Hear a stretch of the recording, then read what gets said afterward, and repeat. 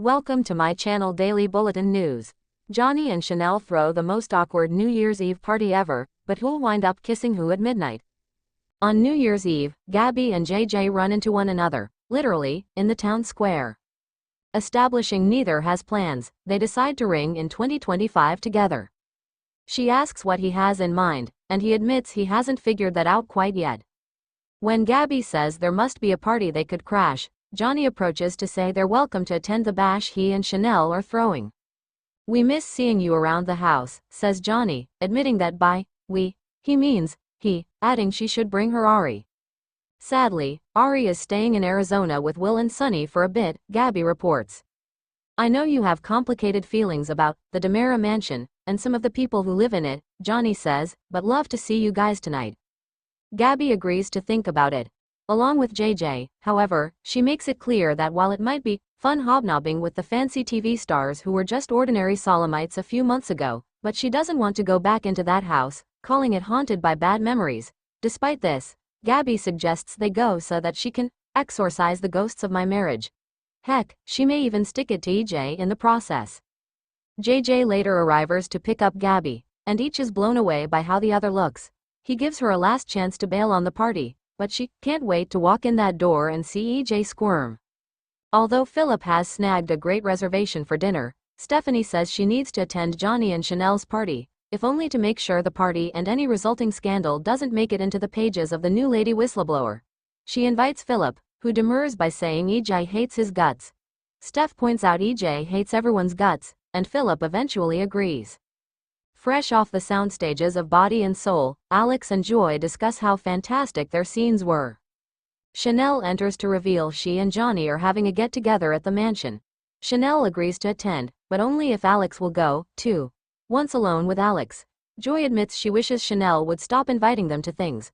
For his part, Alex wishes Johnny would man up and tell his wife the truth so she didn't continue to think Joy and Alex were the ones who'd hooked up. Alex and Joy discuss how much they hate lying, but agree they don't want to hurt Chanel. Rafe meets up with Jada at the Brady pub, and she immediately notices that he's wearing different clothing than when she saw him earlier. He claims to have spilled coffee on himself and then purchased a new wardrobe at the mall. With that out of the way, Jada fills him in on the fact that EJ is no longer DA, adding that he was fired and it was her idea. As they talk, he repeatedly makes blunders Rafe wouldn't, including not recognizing the name, Paulina, and literally snorting derisively at her news. Johnny overhears Rafe calling EJ an oaf. Johnny suggests that with Rafe and EJ working together, which is news to Jada, maybe they should attend the party. Rafe instantly accepts, which of course shocks Jada, who says she can't go to EJ's party, what with having just gotten him fired. As they discuss the party, RR calls her Boo, and, when she is surprised by this term of endearment, claims he's just trying it out. He promises the party will be fun, which she highly doubts, and they leave to get ready. Talking to himself, as Salem residents are wont to do, EJ hopes that Arnold won't screw things up. DeMera has his hands full, of course, trying to get the real Rafe into the mansion's secret room. He then returns to the living room where a newly arrived Belle notices he's out of breath and asks what he was doing down there in those not-so-secret tunnels. He claims to have workers fixing the tunnels, so the DeMeras can hold more people hostage in the new year, she quips. Belle is just about to tell EJ that she's the person replacing him as district attorney when Chanel enters to tell him about the spur-of-the-moment party. While discussing details, Chanel says she'll pop down to the wine cellar, which of course gets a big reaction out of EJ, and it's one that does not go unnoticed by Belle. Sending Chanel off to get dressed, EJ promises to arrange for the booze to be brought upstairs with the help of the non-existent contractors. Chanel suggests Belle stay for the party, and the legal eagle agrees. Once alone, Belle again tries to tell EJ her news, but he interrupts to clear the air. Admitting he is not a fan of hers as a work rival, he remains fond of her as a person. With both having recently become single, he suggests they go as one another's date. "Just don't tell Samantha," he jokes of her sister and his ex. As Philip and Stephanie exit her apartment, they run into Alex, emerging from his own. Alex congratulates them, revealing to Stephanie the conversation he'd had with Philip in which he hoped to make progress with her.